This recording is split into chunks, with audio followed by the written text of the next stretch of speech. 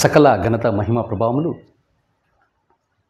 సర్వలోకములను భూమిని అందులో ఉన్న సమస్తమును సృష్టించిన ఆ సృష్టికర్త సర్వాంతర్యామి సర్వేష్ఠుడు సర్వజ్ఞాని సర్వశ్రేష్ఠుడు సర్వాధికారి సర్వజ్ఞాని సకల జనులకు దేవుడు ఆయనే. ఆ దేవునికే ఆ సకల ఘనత మహిమ ప్రభావములు చెందునుగాక. ఆమేన్. యెషయా గారు సద్బోధకుడా అని పిలిచినప్పుడు మంచివాడు అని నన్ను ఏదో పిలుస్తున్నారు, మంచివాడు ఎవడు లేడు, ఆ దేవుడు తప్ప అన్నాడు.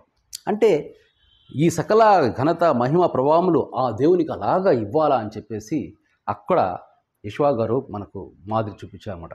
దేవుని కుమారుడైన యెషయా గారు రక్షకుడి స్థానంలో పరలోకంలో ఉండి ప్రధాన దూతగా ఉండి మన కోసం పంపబడి మరి మనకు చెప్పిన మాటలలో అవి దేవుని మాటలు, ఆ మాటలలో దేవుని ఆజ్ఞలు, ఈ భూమి మీద ఎలా ఉండాలో మెలకువలు, ఎవరెవరిని ద్వేషించాలా, ఎవరినెవరిని ప్రేమించాలా, ఎవరినెవరిని క్షమించాలి అని అంటే అసలు ద్వేషమే నీకు సంబంధం లేదు. నీ తండ్రి అయిన దేవుణ్ణి పూర్ణ మనసుతో, పూర్ణ ఆత్మతో, పూర్ణ హృదయంతో ఆయనను మొట్టమొదటిగా ప్రథమ స్థానంలో ఉంచి ప్రేమించాలా. నీ పొరుగు వారిని కూడా నువ్వు ప్రేమించాలా. పొరుగు వాళ్ళంటే నీలాగే దేవుని ఆత్మతో నింపబడిన దేవుని కుమారులు కుమార్తెలు. నీ శత్రువులను ప్రేమించాలా అంటే వీళ్ళు కూడా దేవుని కుమారులే, కానీ తప్పిపోయిన దేవుని కుమారులు కుమార్తెలు. అయితే పాత నిబంధనలు చూసినప్పుడు అయితే మనము ఒక పాత పాటలలో చాలా జ్ఞానవంతంగా కీర్తనల నుంచి రాయబడి ఉంటాయి చాలా మటుకు.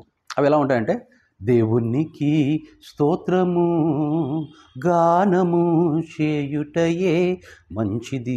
అయితే ఇక్కడ దీనులకు అండాయనే భక్తిహీనులకు కూల్చును అంటే ఇక్కడ దేవుడు కోపోద్రేకముతో ఉన్నాడు, భక్తిహీనుల మీద కోపోద్రేకంతో ఉన్నాడు. కానీ ఇప్పుడు భక్తిహీనులే ఆయనకు కస్టమర్స్, మన కస్టమర్స్.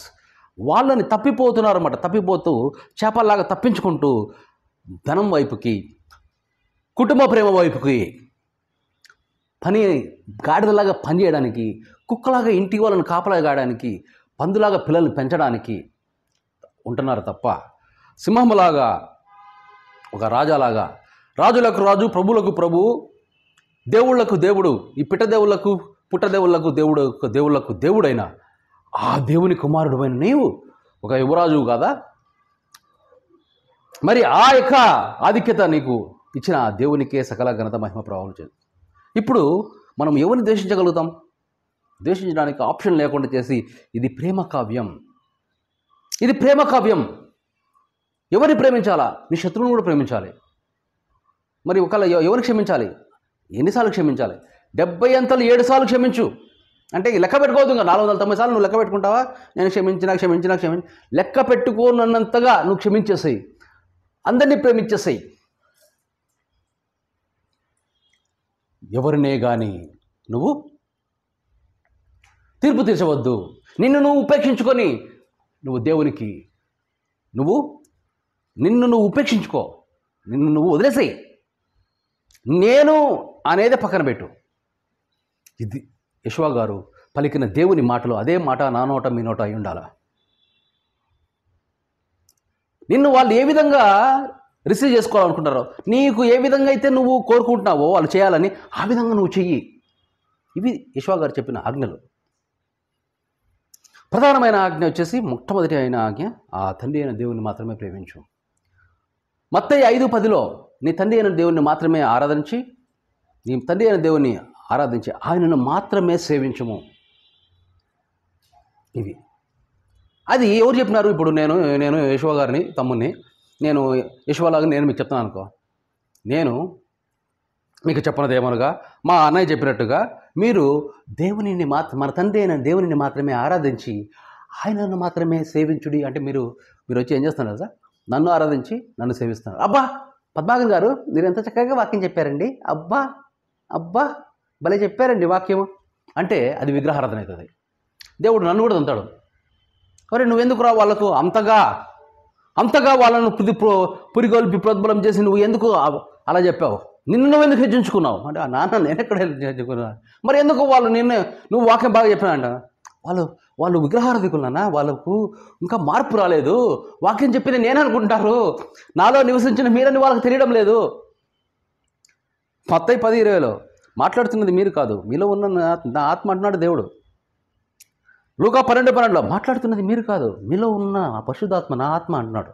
పరిశుద్ధాత్మ దేవుని ఆత్మ వేరు కాదు, రెండో ఒకటే. ఈ త్రిత్వము అనే చెత్త కాన్సెప్ట్ను రోమియోలు 327 సంవత్సరంలో యేసయ్య కూడా దేవుడిని ప్రకటించి, పరిశుద్ధాత్మ మళ్ళీ 380-90 మధ్యలో పరిశుద్ధాత్మ కూడా దేవుడని ప్రకటించి, దేవుడు అన్న పరిశుద్ధాత్మ అన్న ఒకడే, దేవుడే ఆత్మ. దేవుడికి ఏం శరీరం పెట్టుకొని ఆయన రావాలనుకుంటే రావచ్చు, కానీ ఆయన ఆత్మ ఏ రూపమైనా తీసుకోగలగాడు. ఎలాంటి ఆత్మ? ఇంత ఆత్మనా? అనంతమైన ఆత్మ, జలముల పైన అల్లాడుచున్న దేవుని ఆత్మ. అగాధ జలములలో చీకటి కమ్మాడును, జలముల పైన దేవుని ఆత్మ లాడుచుండెను. అది ఇన్ఫైనైట్ స్పిరిట్. ఇంకా అదే పరిశుద్ధాత్మ అంటే. ఇప్పుడు పరిశుద్ధాత్మ వేరు, దేవుని ఆత్మనే ఒకడు లూసిఫర్ గాడు ఏం చేస్తాడంటే భాగాలు చేసి, ఇది దేవుని ఆత్మ, ఇది పరిశుద్ధాత్మ. అంటే దేవుని ఆత్మ పరిశుద్ధమైంది కాదా? ఇలా ఉద్దేశం ఏందో ఎవడికి అర్థం కాదు. అంటే డివైడ్ అండ్ రూల్ అనేది లూసిఫర్ గాడు ప్రవేశపెట్టిన మొట్టమొదటిగా ఆదమ హవ్వలు. అక్కడ పరలోకంలో ఫస్ట్ ఈ మైకేలు గాబ్రియలు వేరువేరుగా ఉన్నప్పుడు వాళ్ళ దగ్గరికి పోయేసి, ఎంతకాలము మనము ఇంకా దేవుని యొక్క ఆధీనంలోనే ఉండాలా, ఎన్ని యుగాలు ఈ విధంగా కలిసిపోవాలి, ఎన్ని వేల సంవత్సరాలు మనము వేచి ఉండాలా, ఇంకా ఆ సింహాసనం మనకు ఎప్పటికి రాదా, మనల్ని మనం పరిపాలించుకోలేమా, ఎప్పుడు ఆయనకైనా సకల ఘనత మహిమ ప్రభావంలో ఆయనకైనా ఆరాధన అని సపరేట్ చెప్తాడు. డివైడ్ అండ్ రూల్ అక్కడ స్టార్ట్ అయింది. మళ్ళీ ఆదాము హవ్వలు పక్క ఉన్నప్పుడు అప్పుడు హవ్వను సైడ్కి పిలిచి, ఇది నిజమా, ఆ తినవద్దన్న ఫలము తింటే మీరు చచ్చిపోతారా? అవునా? మీరు చచ్చిపోరయ్యా, మీరు దేవుని వలే మంచి చెడ్డల వివేచన మీకు తెలుస్తుంది, తిను, ఎంత రంజుగా ఉందో చూడు అని అవ్వను పక్కన తీసుకొని డివైడర్ రోల్ ఆడవది పెట్టాడు. ఇప్పుడు దేవుడినే డివైడ్ చేస్తున్నాడు, దేవుడు వేరు పరిశుద్ధాత్మ వేరు అని చెప్పేసి. మళ్ళీ ఇప్పుడు రక్షణ శాఖకు అధిపతిగా ఉన్న ప్రధాన దూత అయిన మిఖాయేలు యెషువ గారు లాగా వస్తే, ఈయనే దేవుడు అంట, ఇంకా యెషువ గారే దేవుడు అని చెప్పించేస్తున్నాడు, విగ్రహారాధన చేస్తున్నాడు. ఎందుకంటే మనకు చూసిన వాటిని నమ్మడానికి ఎక్కువ, మన పూర్వీకులు చూసారు యెషువ గారిని. హిస్టరీ ఆయన ఇట్స్ నాట్ మైథలాజికల్ ఫిగర్, అక్కడ కథల ఒక పిట్ట కథ కాదు. ఇక్కడ జరిగినది యెషువ గారు ఇక్కడికి వచ్చి మనతో నివాసం చేసి మన కోసం ఇదంతా మన కోసం చనిపోయి తిరిగి లేచి ఇదంతా చూసి చేసి అన్నీ ఇంతవరకు వచ్చింది. మనం ఇప్పుడు పంపించినోడు గొప్పోడా, వచ్చినోడు గొప్పోడా? ఇప్పుడు నేనున్న కీస్ ఏదో వాటర్ ఫ్లో అవుతాను ఇంట్లో, కొత్త ఒక రెంట్కి తీసుకున్నాను నెహ్రూ పార్క్ దగ్గర. ఆయన కాల్ చేశారు, తమ్ముడు బాబు ఇలా నీళ్ళు పోతున్నాయి. నేను అక్కడికి వెళ్ళలేక ఇప్పుడు నేను ఆ కీస్ ఇచ్చి మా అసిస్టెంట్ నేను జరీనాన్ని పంపించాను పోమ్మని. ఇంకో అసిస్టెంట్ ఇక్కడ ఉంది, అయితే ఆమెను పంపించినాను. ఇప్పుడు ఆమె పోయింది. ఇప్పుడు థ్యాంక్స్ ఎవరు చెప్పాలి? ఆయన అదే పనిగా మీరు బెంగళూరు నుంచి వచ్చి పంపించినారు, మీరు థ్యాంక్స్ అండి, మీరు లేకున్నా కానీ ఈ యొక్క ప్రాబ్లమ్ మీ తప్పైనా కానీ ఇంకా మీరు సెట్ చేసినారు, మీరు చాలా గొప్పవాళ్ళు, అది ఇదే సొల్లు కబురు చెప్పాలి. ఇవి చెప్పకుండా అమ్మా వచ్చినావా అమ్మా అని ఆమెను ఇంట్లో పెట్టుకొని ఆమెకు భోజనాలు పెడితే ఎంతవరకు నేను ఇంకొక ఎగ్జాంపుల్ చెప్తాను. ఏదో ఫోన్ చూస్తూ ఉంటే డిఫరెంట్ కంపెనీ నుంచి దిస్ ఫ్లాగ్షిప్ ఫోన్స్ అని చెప్పేసి లక్షల్లో ఉన్నాయి ఫోన్స్. ఒకటి ఫోల్డ్ అంట, ఆ ఫోల్డ్ 1,70,000. వారు ఇదేంద్రా నాయనా అంటే కిడ్నీలు అమ్ముకొని కొనుక్కుంటున్నారు ఫోన్ అని తెలిసింది, కానీ కిడ్నీని ఇడ్లీలాగా అమ్ముకొని అంత కాస్ట్లీ ఫోన్ అని. ఇప్పుడు వాడు దుర్మార్గమైన కొడుకు, వాడు ఏంటంటే నేనే అనుకుందాం దుర్మార్గ కొడుకు, వాడు నాన్నతో మాట్లాడట్లే, అందుకని నాన్న ప్రేమతోటి, లేకపోతే నా కొడుకు అనుకుందాం, వాడు నాతో మాట్లాడాలా, వాని మీద నేను ప్రేమ చూపించాలని చెప్పేసి నేను ఏం చేశాను, ఒక కాస్ట్లీ ఫోన్, ఒక 2 లక్షల ఫోన్ నేను అమెజాన్లో బుక్ చేసి పంపించిన. ఈ డెలివరీ బాయ్ వచ్చినాడు. డెలివరీ బాయ్ ఇదేంటి కొత్త ఫోన్ ఇలా ఉంది, ఫోల్డింగ్ అంత ఉంది, ఎలాగా అంటే వాడికి కూడా ఇంట్రెస్ట్ ఉంది. వీనికి చాలాసేపు చెప్పినాడు ఇలాగ ఆపరేట్ చేయాలని చెప్పేసి, గంట. ఇప్పుడు నా కొడుకు ఏం చేయాలి, వాడు వానికి ఎందుకు పంపించింది, దాంట్లో వీడియో కాన్ఫరెన్స్ చేయరా మనము, ఇంకా ఇక్కడ చూసుకున్నట్టు ఉంటుంది. ఇప్పుడు ఏదో అమితాబ్ బచ్చన్ వచ్చాడనమాట, ఇంకా ఇక్కడ ఉన్నట్టే మొత్తం మనతో ఇట్లా మాట్లాడుతున్నట్టు నిలబడి ఎక్కడ ఉంటారు వాళ్ళు. సో ఆ టెక్నాలజీ కూడా వచ్చింది. సో ఆ టెక్నాలజీ కూడా ఉందనుకుందాం ఫర్ ఎగ్జాంపుల్. అలా మాట్లాడాలా, నా కొడుకు నేను ఫీల్ కావాలా, నేను టచ్ చేయలేకపోవచ్చు కానీ నేను మనతో మాట్లాడాలా, మనతో ఉండాలా అనే ఆ ఆశ కలిగి నేను ఒక డెలివరీ బాయ్తో ఆ వస్తువు పంపిస్తే, ఇప్పుడు ఆ వస్తువుని దురుపయోగం చేసుకుంటా, దాన్ని సొంత విషయాలకే వాడుకుంటా, ఆ శక్తిని దాని యొక్క పవర్ని సొంత విషయాలు వాడుకుంటా, పక్కన వీని పెట్టుకొని, ఎవరు ఇది ఎలా వాడాలో చెప్పినా ఈ డెలివరీ అని పెట్టుకొని వానికి బదులు ఎంతవరకు న్యాయమని అడుగుతున్నాను నేను. ఇది కోపం కాదు, బాధ. దేవుడు తన కుమారుని, తన అక్కడ రక్షణ శాఖ అధిపతి అయిన మిఖాయిల్ని మన దగ్గరికి పంపించి మనల్ని రక్షించి మన కోసం అంత చేసి, ఆయనకి ఇష్టమున్నా లేకుండా యెషూవ గారు మన కోసం చేసి, వీలైతే ఈ పాత్ర నా నుంచి తొలగించు నాన్న, ఈ నా కొడుకుల కోసమా నేను సావాల్సింది, దుర్బలమైన మనిషి జాతి కోసమా నేను ఏం తప్పు చేసినానని చెప్పేసి నేను శిలువ మరణం పొందాలా, అయినా నీ చిత్తమైన నా చిత్తము అని చెప్పేసి, నోరు మూసుకో, నువ్వు చెప్పిన పని చేస్తున్నావు అంతే, అంటే నీ చిత్తమైన నా చిత్తం నాన్న అని చేసిన అతను యెషూవ గారు. 12 సంవత్సరాలు అప్పుడే వాళ్ళ అమ్మతోటి, నేను నా తండ్రి పనులు యందు, నేను పన్నోన్ని, నా తండ్రి పనులు యందు నేను నిమగ్నమై ఉండవలసిన సంగతి నీకు తెలియదా అమ్మా అని అడిగినాడు. మీరు రేలు నన్ను వెతుకుతున్నారని ఆ రోజు అన్నాడు, ఈరోజు కూడా అంటున్నాడు. మీరు ఎందుకు నన్ను వెతుకుతున్నారు? వెతకాల్సింది దేవుణ్ణి, తెలుసుకోవాల్సింది దేవుణ్ణి, కాపురం చేయాల్సింది ఆయనతో. మీరు నాతో చేస్తే అది వ్యభిచారం అమ్మా, అది ఆత్మీయ వ్యభిచారం, తల్లో మల్లురో అంటుంటే కూడా వినుకోకుండా త్రిత్వం అనే సిద్ధాంతం మొదలుపెట్టి, అసలు యోహాను సువార్తను రాసింది యోహాను కాదు, యోహాను లిటరేచర్ ఇంకా ఆథరు ఎవరో తెలియక యోహానుకు ఆపాదించినారు. ఇప్పుడు మొదటి వచనంలో ఏమని ఉంటుంది, ఆది యందు వాక్యం ఉండెను. దేవుడు కాదంట ఉండింది, వాక్యం ఉంది అంట. వాక్యమే దేవుడే, వాక్యము దేవుని యొద్ద ఉండెను. ఇప్పుడు దేవుడు ఆది యందు వాక్యం ఉండెను, వాక్యము దేవుని యొద్ద ఉండెనంటే దేవుడు మొదటనా వాక్యం మొదటనా? ఆది యందు వాక్యం మొదటనా దేవుడు మొదటనా? మళ్ళీ వాక్యము దేవుని యొద్ద ఉండెను అంటే ఇది ముందే, దేవుడు ముందే ఉన్నాడు, వాక్యము దేవుని యొద్ద ఉండింది అని.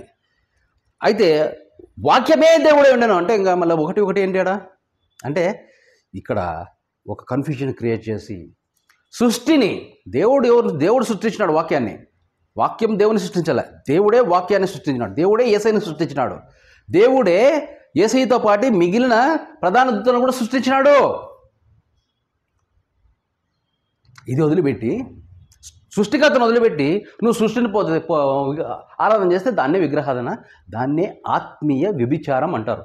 ఇప్పుడు జరిగే ఆత్మీయ వ్యభిచారానికి ఇంకా మనము ఇది శరీర వ్యభిచారం కంటే 1 రెట్లు ఎక్కువ నష్టం చేకూరుస్తుంది.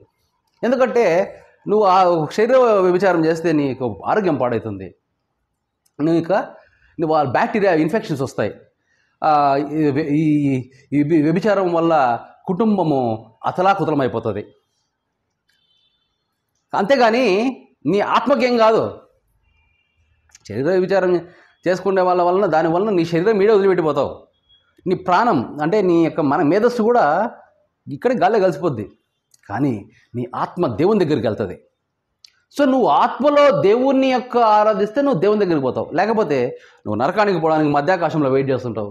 అయినా కానీ ఇబ్బంది లేదు, మీరు కూడా వస్తారు పరలోకానికి.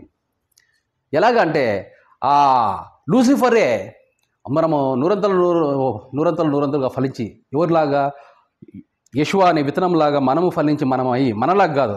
ఇప్పుడు ఆవిగింజ విత్తనం వేసినామంటే ఆ చెట్టుకి ఆవాలు బలుస్తాయి, కానీ ఈ వేసిన మట్టి మంచి మన్ను లాగా రావు. అలాగా మన శరీరం మంచి మన్ను, ఆ మంచి మన్నులో వేసిన ఆవగింజ అంటే దేవుని కుమారుడిని యేసయ్య పెరిగితే ఏం కావాలి, మనము యేసయ్యలాగా తయారు కావాలా, యేసయ్యకి తమ్ముళ్ళు కావాలా, యేసయ్యకి చెల్లెలు కావాలా. అదే స్ఫూర్తితో అదే ఊపుతో ఇచ్చిన బాధ్యతను చేపడుతూ దేవుని రాజ్యం తీసుకురావడానికి ప్రయత్నం చేయాలి. అలా అందరూ దేవుని వైపుకు, అంటే 100 ఫలిస్తే 100 × 100 × 100 × 100 × 100 5 సార్లు 100⁵ 1000 కోట్లు 1000 crores ప్రపంచ జనాభా కంటే ఎక్కువ అందరూ దేవుని వైపుకు తిరిగితే దురాత్మలకు అధిపతి అయిన, తప్పిపోయిన కుమారులకు అధిపతి అయిన ఆ లూసిఫర్కు ఉండడానికి ఒక పందిపొట్టులో తినడానికి ఏ విధంగా పందిపొట్టు దొరకదు చిన్న కుమారునికి, ఉండడానికి ఒక ఆత్మ దొరకనప్పుడు నిజమైన పశ్చాత్తాపం పొంది, నాన్న నేను నీ దగ్గర పనివాడుగా పనిచేస్తాను, నాకు కుమారుని స్థానం వద్దు అని చెప్పి నిజమైన పశ్చాత్తాపం పొంది వచ్చినప్పుడు ఆ యొక్క తండ్రి నా కొడుకు వచ్చిండో అని మీద ముద్దు పెట్టి కొయ్యండి రా కొవ్విన ఎట్లని పార్టీ అని చెప్తాడు. అయితే మంచివాడే కదా యేషువ గారు, మరి ఎందుకు తనను మంచివాడిని పిలిపించుకోలేదంటే అక్కడ పెద్ద కుమారుని యొక్క బుద్ధి బయటపడుతుంది.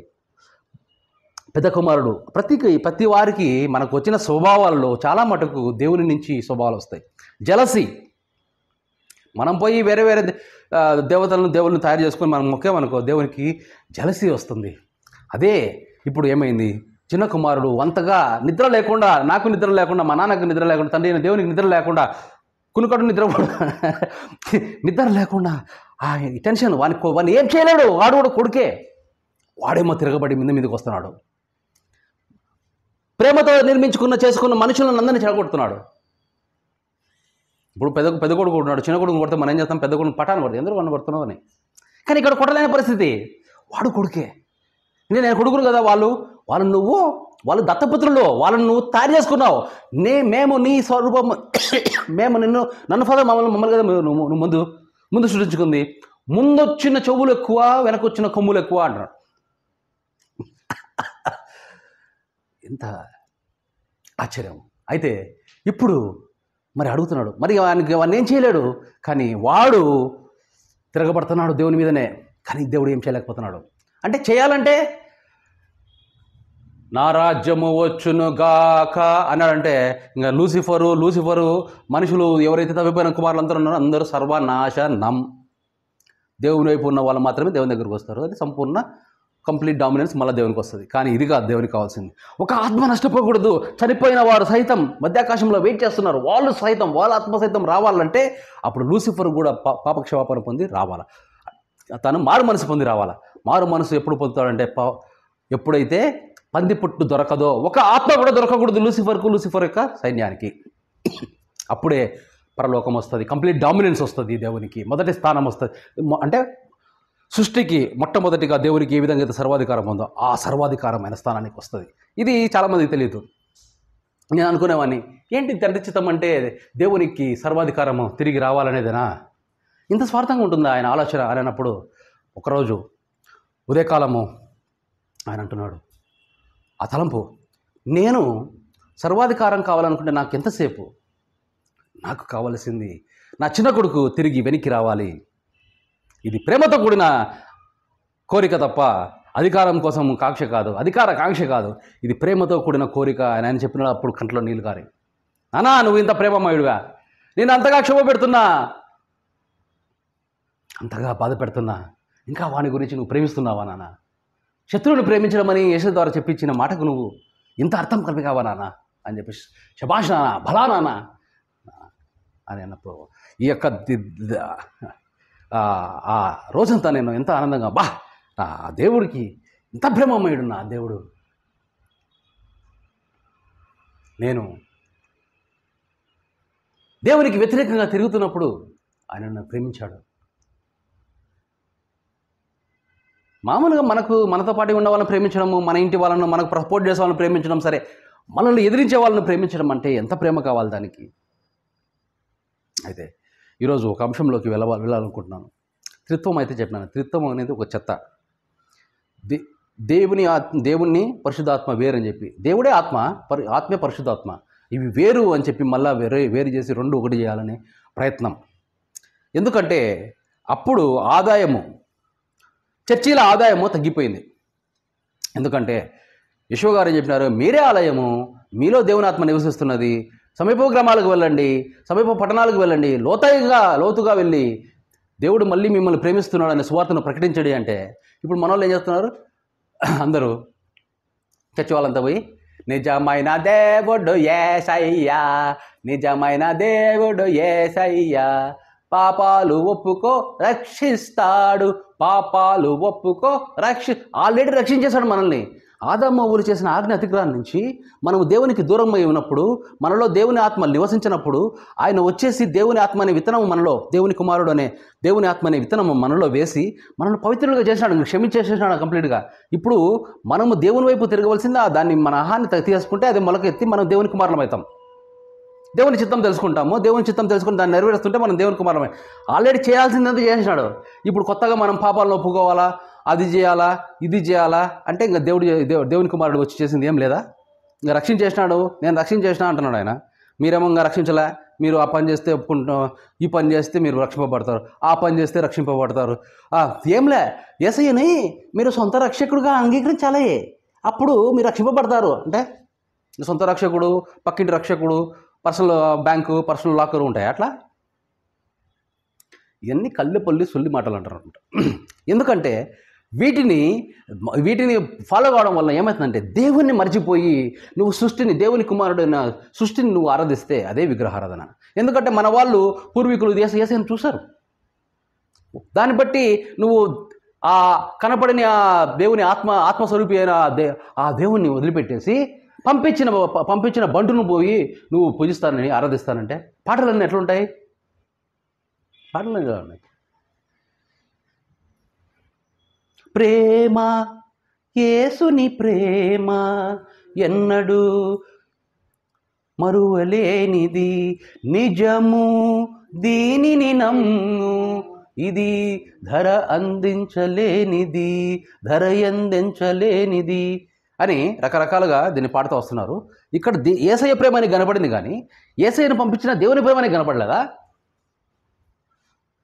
పనోడి ప్రేమ అని కనపడింది, దేవుని ప్రేమ కనపడలేదా? కుమారుని ప్రేమని కనపడింది. ఇప్పుడు నేను వచ్చి నా తండ్రిని ఆరాధించు, మా నాన్నని ఆరాధించు, మా నాన్నను మాత్రమే సేవించు, ఆయనను ఎక్కువగా ప్రేమించు, అందరికంటే మిన్నైన స్థానంలో పెట్టి ప్రేమించు అంటే మీరు నన్ను ప్రేమించి నన్ను ఆరాధిస్తే ఇది ఎక్కడనే ఏమంటున్నా? ఎవరు చెప్పారు ఇవన్నీ మీకు చేయమని? దండోర ఏమని చెప్పారా? సువార్త అంటే దండోరనా?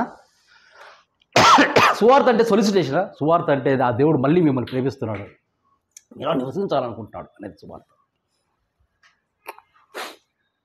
ఇంకొకటి, ఈ సువార్తని ఎవరు చెడగొట్టారంటే దేవుని మాటలు యేసయ్య నోట ఇవి తేనె కంటే మధురమైనట్టు. దేవుని మాట తేనె కంటే మధురమైనటువంటి, జుంటి తేనె ధారల కన్నా దేవుని మాటే మధురం, జుంటి తేనె ధారల కన్నా దేవుని మాటే. తేనెలో ఒక గొప్ప గుణం ఉంది, అది ఎరకనవే డైజెస్ట్ ఆన్ ఫుడ్. అంటే ముందే అరిగించుకో, ఈ తేనెటీగలు అరిగించుకున్న ఫుడ్ మనం తాగామంటే మళ్ళీ మన జీర్ణాశయము పని చేయాల్సిన అవసరం లే, డైరెక్ట్ కన్వర్షన్ దాని యొక్క అది అరిగించుకున్న ఫుడ్ కాబట్టి దాని నుంచి అవి సెల్స్ని అంటే రెస్ట్ ఇస్తాయి, సెల్స్ని జనరేట్ చేస్తాయి, పుట్టిస్తాయి, కొత్త సెల్స్ ఎక్కువగా పుట్టించడానికి నీకు ఇంకా యాంటీ ఆక్సిడెంట్స్ ప్రాపర్టీస్తో నీ యొక్క యవ్వనాన్ని మళ్ళీ తిరిగిస్తాయి, నీకు నీ చూపును మెరుగుపరుస్తాయి, నీకు అన్నీ ఇంకా ఫ్రెష్గా కొత్త హెయిర్ రావడము, కొత్తగా నువ్వు బలం పొందుకోవడం అవన్నీ జరుగుతాయి అన్నమాట.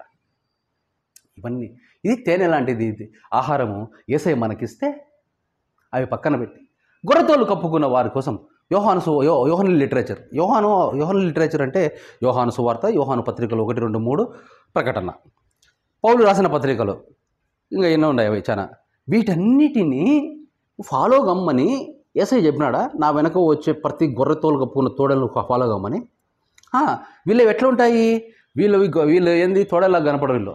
వీళ్ళు ఏమంటాడు పౌలు? నేను క్రీస్తుని వెంబడిస్తున్నాను కనుక మీరు నన్ను వెంబడించండి. నేను క్రీస్తుని వెంబడిస్తున్నాను కనుక మీరు క్రీస్తుని వెంబడించండి అని కదా అనాల్సిందే. యేసయ్య ఏమన్నాడు?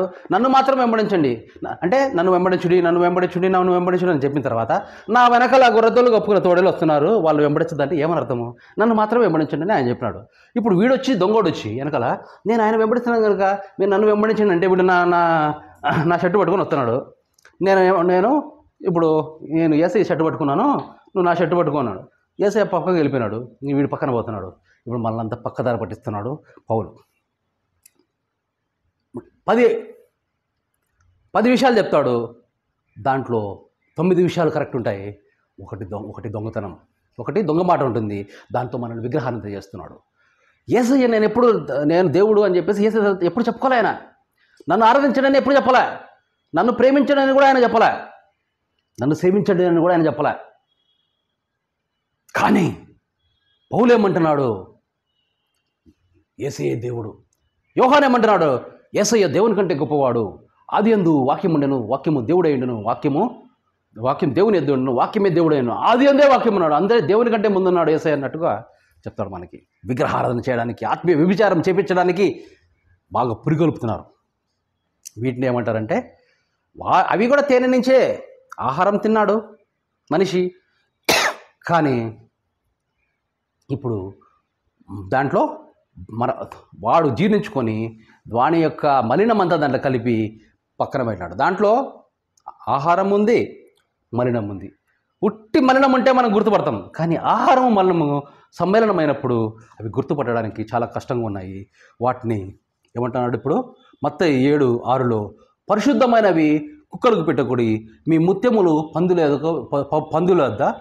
పందుల ఎదుట వేయకూడి. పరిశుద్ధమైనవి కుక్కలకు పెట్టకూడి. మరి కుక్కలు పందులు ఎవరు అంటే మలం తిని, పందులు కుక్కలు ఎవరు? స్కావెంజర్స్. అవి మనమైతే ఆహారం తింటాం కానీ షిట్టు తినము, మనం మలం తినము, మూత్రం తినము. మలమూత్రాలు అంటే మూత్రం అంటే పాస్ కదా, అవి తినం మనం. కానీ ఈ పందులు చిన్నప్పుడు సూర్యాపేటలో మేము మామూలుగా ఇంట్లో అయితే బాత్రూంలో వెళ్ళేవాళ్ళము. అక్కడ చెంబు పట్టుకొని పోవాలన్నమాట, ఇంటి పక్కనే. ఆ కూర్చుండగానే పంది వచ్చి అది తినేస్తుంది. టాయిలెట్ పంది. కుక్క అంతే. కాకి, కుక్క, పంది ఇవి ఏం చేస్తాయంటే అవి మలాములు కూడా తింటాయి. కాకి మలాన్ని కూడా తింటుంది కుక్క. మా దగ్గర మ్యాక్సీ అనే కుక్క ఉండేది, బ్లాక్ క్యాచ్ మ్యాక్సీ అనే కుక్క ఉండేది, సైలెన్స్. ఆ కుక్క మంచి ఫుడ్ ఇస్తాం మేము, ప్రోటీన్ ఫుడ్. అది వదిలిపెట్టేసి బయటకు పోయి లెటరిన్ తినేస్తుంది. ఈ లెటరిన్ తినే ఏంది ప్రాబ్లం దానికి? ఎందుకు అలాగా దానికి లెటరిన్ తినాలని అనిపిస్తుంది అంటే అది పంది కుక్క కనుక. ఇప్పుడు పందులు కుక్కలు ఏమవుతున్నారంటే వీళ్ళు చిన్నప్పటి నుంచి అంటే పుట్టినది మొదలుకొని వాళ్ళకు బ్రెయిన్ వాష్ చేసినారు. ఏమని? యేసయ్య దేవుడు, యేసయ్య దేవుడు, యేసయ్య దేవుడు, యేసయ్య దేవుడు అని హిప్నటైజం చేశారు వాళ్ళకి. ఇప్పుడు వాళ్ళకు పోయేసి యేసయ్య దేవుడని యేసయ్య చెప్పలేదయ్యా నీకేం పోయే కాలం అని అడిగితే వాడు మన దగ్గరికి విర్రవేగి కొట్టడానికి, తనడానికి, చంపడానికి వస్తాడు.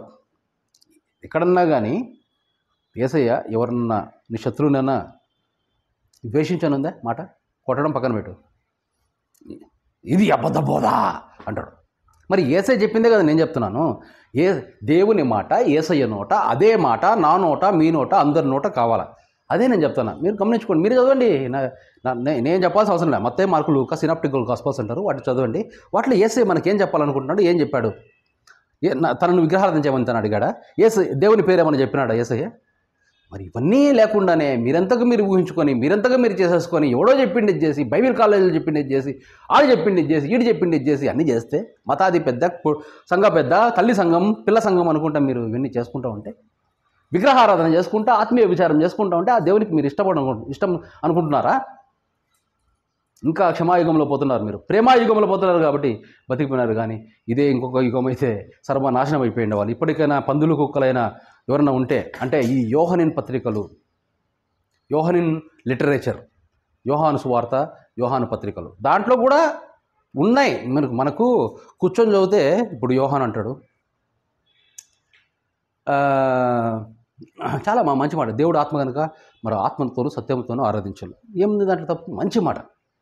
సో ఇలాగా ఆ యోహాను యేసయ్య పలికిన మాటలు కొన్ని చెప్తాడు, కరెక్టే ఉంటాయి. కానీ కొన్ని పలకని మాటలు కూడా చెప్తాడు, దాంట్లోనే ప్రాబ్లం వస్తుంది. ఇప్పుడు పౌలు అంటాడు, ఏమంటున్నాడు? నిజం చెప్తాడు కొన్ని. మీరు దేవుని ఆలయమనియు మీలో దేవుని ఆత్మ నివసిస్తున్నదని మీరు ఎరగరా అంటాడు 1 కొరింథీ 3:16లో. నిజమే, మనలో దేవుని ఆత్మ ముందు నివసిస్తుంది, మనం ఎరుగుతాం. మనకు తెలియకపోతే తెలుసుకోండి అంటున్నాడు ఆయన. దాంతోపాటు నేను క్రీస్తును వెంబడిస్తున్నాను కనుక మీరు నన్ను వెంబడించడాన్ని తీసుకుపోయి గుడ్డోని తీసుకుపోయి గుద్దలు పడేస్తున్నాడు. వాడికేం పోయేగాలము? రాసిన పత్రికలన్నీ అన్నీ విశ్వాసం, నీ విశ్వాసమే, నీ విశ్వాసమే, ఇంకా దేవుడులే, దేవుని ప్రేమలే. విశ్వాసమే, నీ విశ్వాసమే, విశ్వాసం అంటే కుక్క. విశ్వాసం అంటే కుక్క. మీరు కుక్కలు. అందుకే పౌలును ఫాలో అయ్యేవాళ్ళు కుక్కలు, యోహాను ఫాలో అయ్యేవాళ్ళు పందులు అని నేను అనుకుంటా.